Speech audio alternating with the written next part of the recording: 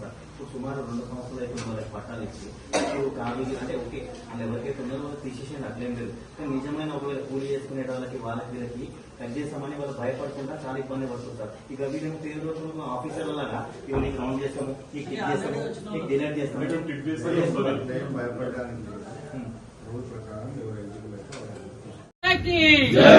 భారత్ మాతా కి జై. Double bedroom లో వెంటనే మంజూరు చేయాలి. డబుల్ బెడ్రూమ్ లో వెంటనే మంజూరు చేయాలి. జహీరాబాద్ ఓతికేలో నిర్మించిన డబుల్ బెడ్రూమ్ ఇల్లు ఆ లబ్ధిదారులకు పట్టా సర్టిఫికేట్లు అందించి సుమారు 2 సంవత్సరాలు అవుతుంది. 2 సంవత్సరాల నుంచి ఊరించి మొన్న ఎంఆర్ఓ గారు మళ్ళీ ఎంక్వైరీ చేస్తాం అది అని చెప్పి ఒక నోటిఫికేషన్ ఇచ్చారు. అందులో నోటిఫికేషన్లు సుమారు 660లో 134 మందికి అబ్జెక్షన్ వచ్చిందంట ఇండ్లకి.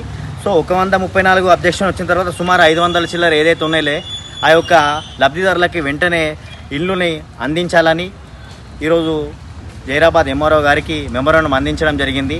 కొంతమంది నిజమైన లబ్ధిదారులకి పేర్లు కట్ చేస్తామని కొంతమంది నాయకులు గలీలలో తిరుగుతున్నారు, భయాందోళనకు గురి చేస్తున్నారు. ఏ ఒక్క నాయకుని భయాందోళనకి మీరు గురి కావద్దు. నిజమైన లబ్ధిదారులకి డబుల్ బెడ్రూమ్ అందించాలని భారతీయ జనతా పార్టీ ఈరోజు ఎంఆర్ఓ గారికి తెలియజేసింది. ఖచ్చితంగా నిజమైన లబ్ధిదారులందరికీ కూడా భారతీయ జనతా పార్టీ తోడుగా ఉండి వాళ్ళకి డబుల్ బెడ్రూమ్ అందిస్తుంది. ఎవరు కూడా ఆందోళన గురి కావద్దు. ఒకవేళ మీరు ఎలిజిబుల్ ఉంటే ఖచ్చితంగా మీతో పాటు భారతీయ జనతా పార్టీ పోరాడి మీకు డబుల్ బెడ్రూమ్ ఇల్లు అందిస్తుంది. కాబట్టి ఎవరు ఆందోళన చెందాల్సిన అవసరం లేదు.